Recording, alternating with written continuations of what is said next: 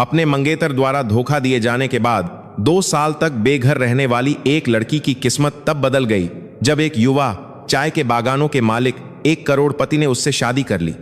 आइए इस कहानी को विस्तार से जानते हैं, लेकिन कहानी में आगे बढ़ने से पहले कृपया इस चैनल को सब्सक्राइब करें और नोटिफिकेशन की घंटी बजा दें ताकि मैं आपके लिए और भी दिलचस्प कहानियां लाने के लिए प्रेरित होता रहूं। और कमेंट में बताना न भूलें आप किस शहर से हैं। उस लड़की का नाम प्रिया था, जो कभी एक होनहार कॉलेज छात्रा थी। उसकी जिंदगी एक ही रात में बिखर गई जब उसके मंगेतर ने उसे धोखा दिया और उसकी कॉलेज की फीस के लिए जमा की गई सारी बचत लेकर भाग गया। परदेश में बिना किसी सहारे या परिवार के प्रिया को सड़कों पर रहने के लिए मजबूर होना पड़ा। वह कचरे से पुरानी चीजें बीनकर और उन्हें बेचकर अपना गुजारा करती थीं। उसके मैले कुचैले कपड़ों और गंदे रूप के कारण लोग अक्सर उससे दूर रहते थे, लेकिन इन सब के बावजूद प्रिया ने कभी भी भीख न मांगकर अपना आत्मसम्मान बनाए रखा। वह सुबह से शाम तक प्लास्टिक की बोतलें इकट्ठा करना पसंद करती थी ताकि उसे एक वक्त की रोटी मिल सके। फुटपाथ पर बिताई कठोर जिंदगी ने उसे धैर्य और सहनशीलता के वे सबक सिखाए जो उसने कभी स्कूल की किताबों में नहीं सीखे थे। शहर के बाहरी इलाके में एक उदास शाम, जब प्रिया एक पुराने सुनसान गोदाम के सामने बारिश से बचने के लिए खड़ी थी, उसने देखा कि एक काली शानदार कार अचानक रुक गई क्योंकि उसका टायर पंक्चर हो गया था। कार का ड्राइवर घबराया हुआ लग रहा था क्योंकि अंधेरा हो रहा था और वह इलाका सुरक्षित नहीं था। प्रिया, जो कबाड़ खोजते समय अक्सर मैकेनिकों को काम करते हुए देखती थी, हिम्मत करके झिझकते हुए कदमों से उनके पास गई। उसने एक छोटी सी मदद की पेशकश की जिसे उसने कभी नहीं सोचा था कि यह उसकी जिंदगी में एक बड़े बदलाव की शुरुआत होगी। उस कार के अंदर रोहन नाम का एक युवा बैठा था जो हजारों एकड़ चाय के बागानों का मालिक था और एक जरूरी व्यापारिक यात्रा पर था। रोहन बस अपनी गाड़ी की काली खिड़की के पीछे से देख रहा था। यह देखकर हैरान था कि एक मैले कुचैले कपड़ों वाली लड़की की आंखों में इतनी शांति और समझदारी कैसे हो सकती है। प्रिया ने शांति से ड्राइवर को टायर के खराब हिस्से को दिखाया और बिना किसी हिचकिचाहट के व्हील रिंच खोजने में मदद की। भले ही उसके हाथ सड़क की धूल से गंदे थे, लेकिन जैक को सही जगह पर लगाने में मदद करते समय उसके हाथ बहुत तेजी से चल रहे थे।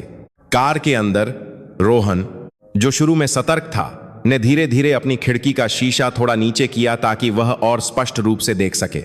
वह यह देखकर दंग रह गया कि कैसे एक लड़की जो इतनी जरूरतमंद दिख रही थी ने शुरुआत में पैसे नहीं मांगे बल्कि सीधे मदद करने लगी। ज्यादा कुछ कहे बिना रोहन कार से उतरा और प्रिया के बगल में आकर खड़ा हो गया। उसके महंगे परफ्यूम की खुशबू प्रिया के कपड़ों से आ रही पसीने और धूल की गंध के बिल्कुल विपरीत थी। प्रिया ने बस एक पल के लिए उसकी ओर देखा, बिना किसी हीन भावना के। उसका पूरा ध्यान यह सुनिश्चित करने पर था कि स्पेयर टायर ठीक से लगा हो। काम करते समय प्रिया ने समय समय पर टायर प्रेशर की जांच के महत्व के बारे में संक्षेप में बताया। यह एक साधारण लेकिन महत्वपूर्ण ज्ञान था जो उसने कचरे में मिली पुरानी ऑटोमोबाइल की किताबों से सीखा था। रोहन, जो आमतौर पर ऐसे लोगों से घिरा रहता था जो केवल अपने फायदे के लिए उसके पास आते थे, ने महसूस किया कि प्रिया की आंखों की ईमानदारी में कुछ अलग था। टायर के पूरी तरह से लग जाने के बाद रोहन के ड्राइवर ने धन्यवाद के रूप में उसे कुछ 100 के नोट देने चाहे, लेकिन प्रिया ने विनम्रता से मना कर दिया। उसने कहा कि वह केवल इसलिए मदद करना चाहती थी ताकि वे अंधेरे में उस असुरक्षित इलाके में न फंसें। रोहन, जो और भी उत्सुक हो गया था, ने अंततः उससे उसका नाम पूछा और यह भी कि वह ऐसी जगह पर अकेली क्यों थी। प्रिया बस हल्की सी मुस्कुराई और अपना नाम बताकर उस दुकान के चबूतरे की ओर जाने के लिए अलविदा कहा जहां वह आमतौर पर आराम करती थी। रोहन अपनी आंखें प्रिया की दूर जाती पीठ से नहीं हटा सका। उसे लगा कि उस लड़की के मैले कुचैले रूप के पीछे एक बहुत बड़ी कहानी छिपी है। अगली सुबह रोहन प्रिया के बारे में सोचना बंद नहीं कर सका, जिसने पिछली रात उसके पैसे लेने से इनकार कर दिया था जबकि उसकी हालत बहुत दयनीय थी। हजारों एकड़ चाय के बागानों का सफलतापूर्वक प्रबंधन करने वाले एक युवा व्यवसायी के रूप में रोहन ऐसे लोगों को देखने का आदी था जो केवल पैसे के लिए उसके पास आते थे। लेकिन प्रिया ने एक बहुत अलग प्रभाव छोड़ा था। रोहन ने फिर अपने निजी ड्राइवर को उस पुराने गोदाम के स्थान पर वापस जाने का आदेश दिया ताकि वह चुपचाप प्रिया का पता लगा सके। कुछ घंटों तक सड़कों पर घूमने के बाद उन्होंने आखिरकार प्रिया को एक किताबों की दुकान के चबूतरे पर बैठा पाया, जहां वह सुबह से इकट्ठा की गई प्लास्टिक की बोतलों के ढेर को साफ कर रही थी। दूर से रोहन ने देखा कि प्रिया चुपचाप नहीं बैठी थी, बल्कि वह व्यवसाय प्रबंधन पर एक फटी पुरानी किताब को बहुत गंभीरता से पढ़ रही थी। इससे रोहन को और भी यकीन हो गया कि यह लड़की कोई साधारण बेघर नहीं है, बल्कि कोई ऐसी है जिसकी शैक्षिक पृष्ठभूमि है, लेकिन वह किसी गंभीर संकट से गुजर रही है। रोहन ने कार से उतरकर प्रिया के पास जाने का फैसला किया, जो उस सजे धजे आदमी को अपने सामने फिर से देखकर हैरान रह गई। रोहन प्रिया को बात करने के लिए पास के एक छोटे से ढाबे पर ले गया, ताकि प्रिया अधिक सहज महसूस करे और डरे नहीं। वहां प्रिया ने अंततः बिना किसी दया की उम्मीद के ईमानदारी से बताया कि कैसे उसके पूर्व मंगेतर ने उसे धोखा दिया, जिससे उसने अपना सब कुछ खो दिया और उसे अपने अंतिम वर्ष में कॉलेज छोड़ना पड़ा। प्रिया ने समझाया कि वह भीख नहीं मांगना चाहती थी, क्योंकि उसके लिए धन की गरीबी को मानसिक समृद्धि और एक इंसान के रूप में उसके आत्मसम्मान को नष्ट नहीं करना चाहिए। प्रिया के तर्कपूर्ण और दृढ़ता भरे स्पष्टीकरण को सुनकर रोहन बहुत प्रभावित और भावुक हुआ, क्योंकि उसने अपने व्यापारिक माहौल में जो झूठ से भरा था, इतना मजबूत चरित्र शायद ही कभी देखा था। रोहन ने फिर एक ऐसा प्रस्ताव दिया जिसकी प्रिया ने कभी कल्पना भी नहीं की थी। उसके कंपनी के मुख्यालय में एक प्रशासनिक प्रशिक्षु के रूप में नौकरी। प्रिया पहले तो झिझकी, क्योंकि उसे लगा कि उसकी शक्ल सूरत इस लायक हुए कपड़ों से कहीं ज्यादा कीमती है। प्रिया ने अंततः रोहन का प्रस्ताव इस शर्त पर स्वीकार कर लिया कि वह अपनी क्षमता साबित करने के लिए कड़ी मेहनत करेगी और उसे मदद करने वाले व्यक्ति के रूप में कोई विशेष व्यवहार नहीं मिलेगा। रोहन सहमत हो गया और तुरंत अपने सहायक से प्रिया को कंपनी के एक छोटे से अपार्टमेंट में ले जाने और काम के लिए उचित कपड़े दिलाने के लिए कहा। जब प्रिया ने नहाने और साफ सुथरे कपड़े पहनने के बाद पहली बार आईने में खुद को देखा, तो वह लगभग खुद को पहचान नहीं पाई, क्योंकि 2 साल से उसका चेहरा हमेशा सड़क की धूल से ढका रहता था। प्रिया का शारीरिक परिवर्तन अद्भुत था। उसकी प्राकृतिक सुंदरता फिर से निखर आई, साथ ही उसका खोया हुआ आत्मविश्वास भी वापस आ गया। काम के पहले दिन प्रिया अन्य कर्मचारियों से पहले पहुंची, ताकि वह चाय बागान के जटिल प्रशासनिक तंत्र को समझ सके। वह सवाल पूछने में शर्माती नहीं थी और अपने सुपरवाइजर द्वारा दिए गए हर निर्देश को नोट करती थी। रोहन कभी कभी अपने कार्यालय से मासिक प्रदर्शन नाश्त मुद्दों रिपोर्ट के माध्यम से प्रिया की प्रगति पर नजर रखता था, और वह प्रिया की औसत से ऊपर की उत्पादकता देखकर बहुत संतुष्ट था। लेकिन कार्यालय में प्रिया की उपस्थिति सहज नहीं थी, क्योंकि कुछ सहकर्मी कानाफूसी करने लगे और प्रिया और रोहन की निकटता से जलने लगे, जो कभी कभी कार्यालय के गलियारे में बात करते हुए दिखाई देते थे। सुनीता नाम की एक वित्त प्रबंधक थी, जिसे प्रिया की उपस्थिति से खतरा महसूस हुआ, क्योंकि वह लंबे समय से रोहन को पसंद करती थी और प्रिया को एक बड़ी प्रतिद्वंद्वी मानती थी। सुनीता ने प्रिया की पृष्ठभूमि के बारे में पता लगाना शुरू कर दिया और यह जानकर बहुत खुश हुई कि प्रिया एक पूर्व बेघर थी, जिसके पास कॉलेज छोड़ने के कारण स्नातक की डिग्री नहीं थी। सुनीता ने इस जानकारी का उपयोग बड़ी बैठक में अन्य कर्मचारियों के सामने प्रिया को मानसिक रूप से गिराने के लिए करने की योजना बनाई। प्रिया को इस साजिश का एहसास था, लेकिन वह ईमानदारी और समर्पण के साथ अपने काम पर ध्यान केंद्रित करती रही, यह जाने बिना कि उसके अतीत को उसे कंपनी से बाहर निकालने के लिए एक हथियार के रूप में इस्तेमाल किया जा रहा था। दूसरी ओर रोहन अपने दिल में एक अजीब सी हलचल महसूस करने लगा था। जब भी वह प्रिया को बहुत ही समझदारी और तर्कसंगत रिपोर्ट प्रस्तुत करते हुए देखता था, उसे लगा कि यह महिला एक हीरा है जो अब तक कीचड़ में छिपा हुआ था। एक सुबह मुख्यालय में सुनीता ने जानबूझकर एक अचानक बैठक बुलाई, जिसमें सभी वरिष्ठ कर्मचारी और मुख्य निदेशक के रूप में रोहन भी शामिल थे। प्रिया की प्रस्तुति के बीच में जब वह चाय की शिपिंग की रसद लागत को कम करने के लिए अपने विचार प्रस्तुत कर रही थी, सुनीता ने अचानक एक व्यंग्यात्मक स्वर में बात काटी। उसने जानबूझकर प्रिया की कुछ पुरानी तस्वीरें, जब वह सड़क के किनारे मैले कुचैले कपड़ों में थी, बड़ी बैठक की मेज पर रख दी। सभी की निगाहें उन तस्वीरों पर टिक गईं और कमरे में अपमानजनक फुसफुसाहटें शुरू हो गईं, जिससे पेशेवर माहौल बहुत अजीब हो गया। सुनीता ने अहंकार से प्रिया पर एक धोखेबाज होने का आरोप लगाया, जो केवल दया और शारीरिक रूप के बल पर कंपनी में आई थी, बिना किसी वैध शैक्षिक पृष्ठभूमि के। प्रिया एक पल के लिए चुप हो गई। उसका सीना दुखने लगा, जैसे सड़क पर बिताए 2 साल के पुराने घावों को सबके सामने फिर से कुरेद दिया गया हो।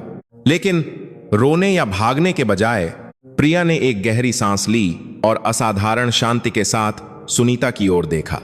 उसने सबके सामने ईमानदारी से स्वीकार किया कि वह एक धोखे के कारण 2 साल तक बेघर रही थी, लेकिन उसने जोर देकर कहा कि यही कड़वा अतीत था जिसने उसके चरित्र को फौलाद जैसा मजबूत बनाया। प्रिया ने समझाया कि एक डिग्री केवल कागज का एक टुकड़ा है, लेकिन ईमानदारी और क्षेत्र में समस्याओं को हल करने की क्षमता वह चीज है जिसे वह इस समय साबित कर रही है। रोहन, जो अब तक चुपचाप देख रहा था, धीरे धीरे अपनी कुर्सी से उठा और बैठक की मेज पर प्रिया के पास चला गया। अप्रत्याशित रूप से रोहन ने तालियां बजाईं, जिसके बाद कुछ अन्य प्रबंधक भी शामिल हो गए जो प्रिया के साहस से प्रभावित थे। रोहन ने जोर देकर कहा कि उसने प्रिया को दया के कारण नहीं, बल्कि उसकी बुद्धिमत्ता और क्षमता के कारण काम पर रखा था, जो उन लोगों में नहीं थी जो केवल डिग्री पर भरोसा करते हैं बिना किसी समर्पण के। उसने सुनीता को चेतावनी दी कि एक सहकर्मी की गरिमा को कम करना उसकी कंपनी में एक गंभीर उल्लंघन है, जो व्यावसायिकता को बहुत महत्व देती है। प्रिया ने बहुत राहत महसूस की, क्योंकि उसकी ईमानदारी ने उसे अपने अन्य सहकर्मियों से और भी अधिक सम्मान दिलाया। इस घटना ने कार्यालय में उसकी स्थिति को और भी मजबूत बना दिया, लेकिन इसके पीछे रोहन के दिल में प्रिया की अटूट दृढ़ता को देखकर प्यार के बीज और भी पनपने लगे। उस बैठक की घटना के बाद कार्यालय में प्रिया की प्रतिष्ठा और बढ़ गई, क्योंकि उसने सिर उठाकर अपने अतीत को स्वीकार किया था। रोहन, जो और भी प्रभावित हो गया था, ने प्रिया को और बड़ी जिम्मेदारियां देना शुरू कर दिया, जिसमें उसे अपने एक चाय बागान का निरीक्षण करने के लिए सीधे मैदान में जाने के लिए कहना भी शामिल था, जहां उत्पादन में गिरावट आ रही थी। प्रिया ने उस चुनौती को उत्साह के साथ स्वीकार किया। उसे चिलचिलाती धूप में फिर से बाहर निकलने और घने चाय के पेड़ों के बीच चलने में कोई आपत्ति नहीं थी। वहां प्रिया केवल बागान के कार्यालय में नहीं बैठी, बल्कि उसने सीधे चाय तोड़ने वाले मजदूरों से बात की, ताकि उनकी शिकायतों को सीधे सुन सके। प्रिया को एक चौंकाने वाला तथ्य पता चला कि उस क्षेत्र में सिंचाई प्रणाली प्लास्टिक कचरे और नालियों के उथले होने के कारण अवरुद्ध हो गई थी, जो अब तक फील्ड मैनेजर की रिपोर्ट से बच गई थी। सड़क पर जीवित रहने के अपने अनुभव के बल पर प्रिया में पर्यावरण के उन विवरणों के प्रति उच्च संवेदनशीलता थी, जिन्हें उच्च शिक्षित लोग अक्सर तुच्छ समझते थे। उसने एक सरल लेकिन चतुर समाधान सुझाया, जिसमें आसपास के ग्रामीणों को जैविक कचरे को चाय के पेड़ों के लिए अतिरिक्त खाद में बदलने के लिए प्रोत्साहित किया गया। रोहन, जो उस यात्रा में साथ था, यह देखकर बहुत चकित हुआ कि कैसे प्रिया बिना किसी झिझक के मजदूरों के साथ घुल मिल सकती है। बागान के किनारे शाम के आराम के दौरान रोहन ने प्रिया के दबे हुए सपनों के बारे में और गहराई से पूछने की हिम्मत की। प्रिया ने शांति से जवाब दिया कि उसका सपना अब केवल अमीर बनना नहीं था, बल्कि सड़क के बच्चों के लिए एक शिक्षा फाउंडेशन बनाना था, ताकि उन्हें उसके जैसी किस्मत का सामना न करना पड़े। उस ईमानदार जवाब को सुनकर रोहन का दिल और भी तेजी से धड़कने लगा। उसे एहसास हुआ कि प्रिया की असली सुंदरता उसके विशाल और महान हृदय से आती है। उस रात जब वे बागान के गेस्ट हाउस के बरामदे में बैठकर तारों को देख रहे थे, रोहन ने प्रिया को एक छोटा सा आश्चर्य दिया। देश के सर्वश्रेष्ठ विश्वविद्यालय में प्रिया के लिए फिर से कॉलेज पंजीकरण के दस्तावेज, ताकि वह अपनी अधूरी थीसिस पूरी कर सके। प्रिया लगभग अपने आंसू नहीं रोक सकी। उसे लगा कि भगवान ने उसके सामने एक युवा पुरुष के रूप में एक देवदूत भेजा है। प्रिया ने रोहन से शैक्षिक सहायता को और भी मजबूत इरादे के साथ स्वीकार किया कि वह कार्यालय के काम और अपनी थीसिस को पूरा करने के बीच संतुलन बनाएगी। हर रात कार्यालय से लौटने के बाद प्रिया अपना समय पुस्तकालय में या अपने अपार्टमेंट की मेज पर बिताती थी, ताकि 2 साल की अकादमिक कमी को पूरा कर सके। रोहन अक्सर उसे चाय उद्योग से संबंधित नवीनतम अर्थशास्त्र की किताबों के संदर्भ देकर मदद करता था, जिससे प्रिया की थीसिस बहुत प्रभावशाली हो गई, क्योंकि इसमें सिद्धांत और क्षेत्र का अभ्यास दोनों शामिल थे। लेकिन एक नई चुनौती तब सामने आई जब प्रिया का पूर्व मंगेतर राकेश अचानक उसके जीवन में फिर से प्रकट हुआ, जब उसने कंपनी के सोशल मीडिया के माध्यम से प्रिया की सफलता देखी। राकेश, जो अब अपनी फिजूल खर्ची जीवन शैली के कारण कर्ज में डूबा हुआ था, ने प्रिया से संपर्क करने की कोशिश की, यह दिखावा करते हुए कि उसे अपनी पिछली सभी गलतियों पर पछतावा है और वह माफी मांग रहा है। उसने कार्यालय की लॉबी में आकर एक छोटा सा हंगामा करने की भी हिम्मत की ताकि वह प्रिया से मिल सके, इस उम्मीद में कि वह अपनी पूर्व प्रेमिका से पैसे ऐंठ सकेगा। प्रिया, जो अब मानसिक रूप से बहुत अधिक स्थिर थी, राकेश की चापलूसी या धमकियों से जरा भी नहीं डिगी। जब वे पार्किंग क्षेत्र में मिले तो प्रिया ने दृढ़ता से कहा कि वह कमजोर महिला नहीं है जिसे मीठे शब्दों से बेवकूफ बनाया जा सकता है। प्रिया ने राकेश को जिम्मेदारी और धोखे के परिणामों के बारे में एक सबक सिखाया। उसने जोर देकर कहा कि माफी का मतलब फिर से चोट पहुंचाने का अवसर देना नहीं है। रोहन, जो दूर से यह घटना देख रहा था, तुरंत पास आया और प्रिया को सुरक्षा प्रदान की, अप्रत्यक्ष रूप से यह दिखाते हुए कि प्रिया अब उसकी सुरक्षा में है। रोहन की उपस्थिति ने राकेश को भयभीत कर दिया और वह अंततः बड़ी शर्मिंदगी के साथ चला गया। इस घटना ने वास्तव में रोहन और प्रिया के बीच भावनात्मक रिश्ते को और भी करीब बना दिया, क्योंकि उन्होंने अतीत की परेशानियों का सामना करने में एक दूसरे पर भरोसा करना सीखा। रोहन को यह एहसास होने लगा कि वह प्रिया को खोना नहीं चाहता और उसने उनके रिश्ते को एक और गंभीर स्तर पर ले जाने के तरीकों के बारे में सोचना शुरू कर दिया। जबकि प्रिया अपनी स्नातक की पढ़ाई पर ध्यान केंद्रित कर रही थी, जो कुछ ही महीनों में पूरी होने वाली थी। राकेश को अपनी जिंदगी से बाहर निकालने के बाद प्रिया ने अपनी अधूरी शिक्षा को जल्द से जल्द पूरा करने के लिए खुद को और भी प्रेरित किया। रोहन, प्रिया की गंभीरता को देखकर न केवल वित्तीय सहायता प्रदान की, बल्कि चाय उद्योग की स्थिरता पर प्रिया की थीसिस सामग्री के लिए एक बहुत ही महत्वपूर्ण चर्चा संरक्षक भी बन गया। इस व्यस्तता के कारण वे अक्सर रोहन के घर की शांत और किताबों से भरी निजी पुस्तकालय में एक साथ समय बिताते थे। गंभीर चर्चाओं के बीच बॉस और कर्मचारी के बीच का औपचारिक माहौल धीरे धीरे एक गर्म और व्यक्तिगत निकटता में पिघल गया। रोहन ने अपने जीवन के उस कमजोर पक्ष के बारे में बताना शुरू किया, जहां वह एक बड़ी कंपनी का नेतृत्व करते हुए अकेला महसूस करता था, बिना किसी ऐसे व्यक्ति के जो उसे वास्तव में ईमानदारी से समझता हो। प्रिया ने पूरी सहानुभूति के साथ सुना और सड़क पर जीवन की कठोरता से सीखे गए बुद्धिमानीपूर्ण दृष्टिकोण दिए। उसने रोहन को समझाया कि सच्चा धन चाय के बागानों की विशालता में नहीं है, बल्कि इस बात में है कि उसके नीचे काम करने वाले छोटे लोगों पर कितना सकारात्मक प्रभाव डाला जा सकता है। इस शैक्षिक मूल्य ने रोहन के दिल को बहुत छू लिया और उसे और भी यकीन हो गया कि प्रिया ही वह महिला है जिसकी उसे अपने जीवन में साथ देने के लिए जरूरत है। एक शाम रोहन प्रिया को एक साधारण लेकिन साफ सुथरे रेस्तरां में रात के खाने के लिए ले गया, जहां वे टायर पंक्चर की घटना के बाद पहली बार एक साथ खाए थे। वहां रोहन ने आश्चर्यजनक रूप से एक छोटा सा उपहार दिया, एक सोने की परत चढ़ा हुआ उत्कीर्ण कलम जिस पर प्रिया का नाम लिखा था। रोहन ने कहा कि वह कलम इस बात का प्रतीक था कि प्रिया अपनी सफलता की कहानी खुद लिखती रहे और कभी भी किसी और को अपने जीवन पर नियंत्रण न करने दे। प्रिया ने बहुत सम्मानित महसूस किया, न केवल अपनी सुंदरता के लिए आपको प्रिया का पत्रा की ये जार, बल्कि अपनी बुद्धिमत्ता और ईमानदारी के लिए। लेकिन उस खुशी के बीच प्रिया के गृहनगर से एक बुरी खबर आई कि उसके माता पिता का पुराना घर बैंक द्वारा जब्त कर लिया जाएगा, क्योंकि उसके पूर्व मंगेतर द्वारा लिए गए कर्ज के कारण राकेश ने प्रिया के हस्ताक्षर जाली कर दिए थे जब वे अभी भी साथ थे। प्रिया को धक्का लगा, लेकिन इस बार वह अकेली नहीं थी, क्योंकि रोहन उसके साथ खड़ा था, उस कानूनी समस्या का सामना करने के लिए एक सुरुचिपूर्ण और कानूनी रूप से सही तरीके से।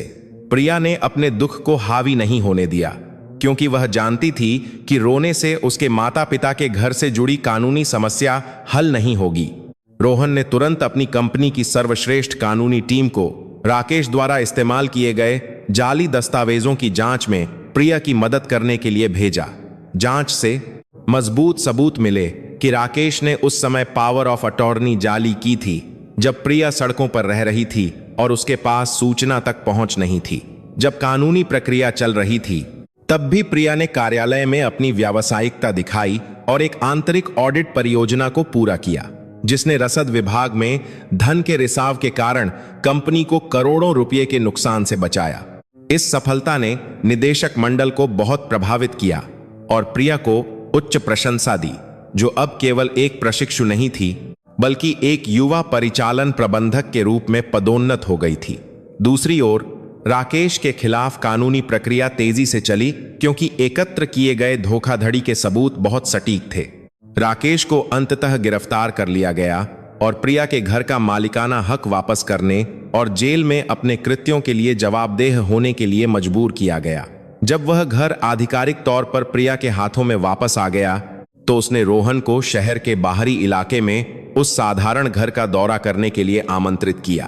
प्रिया यह दिखाना चाहती थी कि भले ही वह अब एक आरामदायक जीवन जी रही है, लेकिन वह कभी भी अपनी जड़ों और अपने माता पिता द्वारा सिखाए गए सादगी के मूल्यों को नहीं भूलेगी।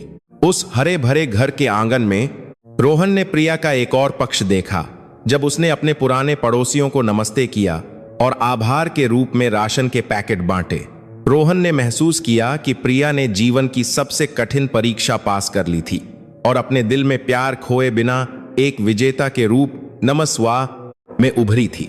उस घर के सामने आम के घने पेड़ के नीचे रोहन ने प्रिया का हाथ पकड़ा और कहा कि वह एक ऐसी महिला के साथ भविष्य बनाना चाहता है जिसकी आत्मा फौलाद जैसी मजबूत हो लेकिन दिल सोने का हो, जैसी प्रिया थी। यह क्षण उनके रिश्ते का एक महत्वपूर्ण मोड़ बन गया, जो केवल सहकर्मियों से एक दूसरे का सम्मान करने वाले प्रेमियों की जोड़ी में बदल गया। प्रिया ने महसूस किया कि उसकी जिंदगी वास्तव में सड़क की धूल से सच्ची खुशी की ओर मुड़ गई थी। कड़ी मेहनत और ईमानदारी के लिए धन्यवाद, जिसे उसने हमेशा मजबूती से थामे रखा था। उनके रिश्ते के एक और गंभीर चरण में कदम रखने के बाद भी प्रिया अपने काम पर ध्यान केंद्रित रखना चाहती थी। वह प्रतीक्षित दिन भी आ गया। उसकी थीसिस की सॉर्टनेंस, उसकी स्नातक की डिग्री को पूरा करने के लिए जो बाधित हो गई थी। प्रिया ने परीक्षकों के सामने स्थायी चाय मजदूर सशक्तिकरण प्रणाली पर अपना शोध प्रस्तुत किया। उसने रोहन की कंपनी में काम करते हुए एकत्र किए गए वास्तविक डेटा का उपयोग करके हर सवाल का बहुत शांति और समझदारी से जवाब दिया। परीक्षक बहुत प्रभावित हुए, क्योंकि शायद ही किसी छात्र को प्रिया जैसी गहरी व्यावहारिक समझ होती थी। उसे बहुत संतोषजनक ग्रेड के साथ उत्तीर्ण घोषित किया गया और आधिकारिक तौर पर अर्थशास्त्र में स्नातक की उपाधि प्राप्त हुई, जिसका उसने हमेशा सपना देखा था जब वह एक बेघर के रूप में ठंडी रातों में रहती थी। रोहन, जो वहां मौजूद था, ने एक बड़े फूलों के गुलदस्ते और ईमानदार बधाई के साथ एक आश्चर्य दिया। लेकिन उसकी एक और बड़ी योजना भी थी। रोहन प्रिया को शहर के बाहरी इलाके में एक बड़े खाली भूखंड पर ले गया, जिसे उसने हाल ही में खरीदा था। वहां रोहन ने समझाया कि उस भूमि पर एक फाउंडेशन बनाया जाएगा जिसका प्रिया ने सपना देखा था। सड़क के बच्चों और अपनी नौकरी खो चुके लोगों के लिए एक प्रशिक्षण और शिक्षा केंद्र। रोहन चाहता था कि प्रिया उस फाउंडेशन का नेतृत्व करे, समाज के प्रति उनकी सामाजिक सेवा के रूप में। प्रिया बहुत भावुक हो गई, क्योंकि रोहन न केवल उससे प्यार करता था बल्कि उसके जीवन के दृष्टिकोण का भी समर्थन करता था, ताकि वह उन लोगों की मदद कर सके जो उसके जैसे ही दुर्भाग्यशाली थे। प्रिया ने व्यावहारिक कौशल और मानसिक विकास पर केंद्रित एक शैक्षिक कार्यक्रम तैयार किया, ताकि फाउंडेशन के निवासियों में समाज में वापस लौटने का आत्मविश्वास हो। इस बीच प्रिया की सफलता और फाउंडेशन के निर्माण की योजना की खबर व्यापक रूप से फैल गई और उस शहर के कई लोगों के लिए प्रेरणा बनी। लेकिन निर्माण की तैयारी के बीच रोहन के बड़े परिवार से एक चुनौती सामने आई, जो अभी भी व्यावसायिक विवाह की परंपरा को मजबूती से मानते थे। रोहन की मां, जो अभी तक प्रिया के चरित्र को गहराई से नहीं जानती थीं, ने आपत्ति जताई कि उनका बेटा एक ऐसे धूमिल अतीत वाली महिला से शादी करे। प्रिया जानती थी कि यह अंतिम परीक्षा थी जिसका उसे कोमलता और अपने गुणों के प्रमाण के साथ सामना करना था, न कि क्रोध या हीन भावना के साथ। रोहन की मां के विरोध के बारे में जानकर प्रिया ने न तो हताश महसूस किया और न ही दूर जाने की कोशिश की। इसके विपरीत उसने रोहन से उसकी मां से व्यक्तिगत रूप से मिलने की अनुमति मांगी, बिना किसी के साथ। प्रिया यह दिखाना चाहती थी कि वह वास्तव में कौन है। कार्यों के माध्यम से न कि केवल बचाव के शब्दों से। यह मुलाकात रोहन के परिवार द्वारा आयोजित एक चैरिटी कार्यक्रम में हुई। प्रिया बहुत ही सादे कपड़ों में आई, लेकिन फिर भी वह सुरुचिपूर्ण और पेशेवर लग रही थी। वहां उसने खुद को रोहन की प्रेमिका के रूप में पेश नहीं किया, बल्कि एक परिचालन प्रबंधक के रूप में पेश किया जो बागान के आसपास के निवासियों के लिए सहायता समन्वय में मदद कर रही थी। पूरे कार्यक्रम के दौरान रोहन की मां चुपचाप प्रिया के काम करने के तरीके को देखती रहीं, जो बहुत ही ईमानदार था। जब वह छोटे लोगों की शिकायतें सुन रही थीं और सहायता रसद को व्यवस्थित करने में बहुत ही समझदार थीं, ताकि वह सही जगह पर पहुंचे। उन्होंने देखा कि प्रिया में एक प्राकृतिक नेतृत्व क्षमता और बहुत उच्च सहानुभूति थी, कुछ ऐसा जो उन सोशलाइट महिलाओं में दुर्लभ था जिनसे आमतौर पर उनके बेटे की शादी तय की जाती थी। कार्यक्रम समाप्त होने के बाद रोहन की मां ने अंततः प्रिया को अकेले में बात करने के लिए बुलाया। प्रिया ने ईमानदारी से अपने पूरे जीवन की कहानी बताई, जिसमें एक बेघर के रूप में उसके कठिन समय भी शामिल थे। बिना कुछ छिपाए उसने समझाया कि वह अतीत कोई शर्म की बात नहीं थी, बल्कि जीवन का एक विश्वविद्यालय था जिसने उसे दृढ़ता और कृतज्ञता का सही अर्थ सिखाया। प्रिया की आंखों में ईमानदारी और शांति को देखकर रोहन की मां का कठोर दिल धीरे धीरे पिघलने लगा। उन्हें एहसास हुआ कि रोहन ने जीवन साथी चुनने में कोई गलती नहीं की थी। प्रिया एक मजबूत महिला थी जो व्यापार और व्यक्तिगत जीवन दोनों में रोहन के लिए एक सहायक स्तंभ बन सकेगी। रोहन की मां ने अंततः खुले तौर पर अपना आशीर्वाद दिया और केवल सामाजिक पृष्ठभूमि के आधार पर पूर्वाग्रह रखने के लिए माफी मांगी। प्रिया ने एक मजबूत महिला थी महसूस किया कि उसके कंधों पर से एक भारी बोझ अब पूरी तरह से हट गया है। परिवार के आशीर्वाद के साथ रोहन ने और समय बर्बाद नहीं किया और तुरंत हरे भरे चाय के बागान के बीच में एक सुंदर सगाई समारोह की तैयारी की, जहां उनका प्यार और कड़ी मेहनत पहली बार फली फूली थी। वह प्रतीक्षित शादी का दिन आखिरकार आ गया, एक बहुत ही पवित्र लेकिन सादगी से भरे माहौल में, हाल ही में बने शिक्षा फाउंडेशन के क्षेत्र में। प्रिया एक साफ सफेद साड़ी में बहुत आकर्षक लग रही थी, जो उसके दिल को दर्शाती थी, जिसने जीवन की विभिन्न परीक्षाओं को पार कर लिया था और फिर से शुद्ध और चमकदार हो गई थी। रोहन ने अपने परिवार, सहकर्मियों और फाउंडेशन के बच्चों के सामने एक बुलंद और आत्मविश्वास से भरी आवाज में शादी की पवित्र प्रतिज्ञाएं लीं। यह शादी केवल दो दिलों का मिलन नहीं थी, बल्कि ईमानदारी और कड़ी मेहनत की जीत का उत्सव थी। शादी के उपहार के रूप में रोहन ने आधिकारिक तौर पर प्रशिक्षण केंद्र भवन की चाबियां प्रिया को सौंप दीं, जो उनके जीवन के एक नए अध्याय की शुरुआत का प्रतीक था, दूसरों की सेवा करने के लिए। अपने मार्मिक भाषण में प्रिया ने सभी उपस्थित मेहमानों को संदेश दिया कि एक हताश स्थिति सब कुछ का अंत नहीं है। जब तक हम कभी भी अपना आत्मसम्मान और सीखने की भावना नहीं खोते हैं। उसने साबित कर दिया कि एक व्यक्ति जो कभी एक दुकान के चबूतरे पर सोता था, अब एक करोड़पति की पत्नी और एक संस्था के नेता के रूप में खड़ा हो सकता है, जो कई लोगों को आशा प्रदान करता है। शादी के बाद भी उनका जीवन सादगी के मूल्यों के साथ चलता रहा। वे अक्सर मजदूरों और सड़क के बच्चों की भलाई सुनिश्चित करने के लिए सीधे मैदान में उतरते देखे जाते थे। प्रिया ने अपनी थीसिस पूरी कर ली थी और अब वह अपनी फाउंडेशन की नींव को और मजबूत करने के लिए उच्च शिक्षा प्राप्त कर रही थी। प्रिया की कहानी एक सकारात्मक चर्चा का विषय बन गई, जो समाज को यह शिक्षित करती है कि धन की गरीबी को मानसिक समृद्धि और ईमानदारी से बदला जा सकता है। प्रिया और रोहन खुशी से रहते थे, एक ऐसा परिवार बना रहे थे जो न केवल भौतिक रूप से समृद्ध था, बल्कि प्यार और आसपास के वातावरण के लिए लाभ से भी समृद्ध था। इस कहानी का अंत यह साबित करता है कि जीवन का पहिया वास्तव में घूमता है और जो लोग अच्छाई में दृढ़ रहते हैं, भगवान उन्हें सबसे उपयुक्त समय पर सबसे अच्छी जगह देंगे। प्रिया अब वह त्यागी हुई महिला नहीं थी, बल्कि वह महिला थी जिसे सबसे अधिक सम्मान और प्यार दिया जाता था।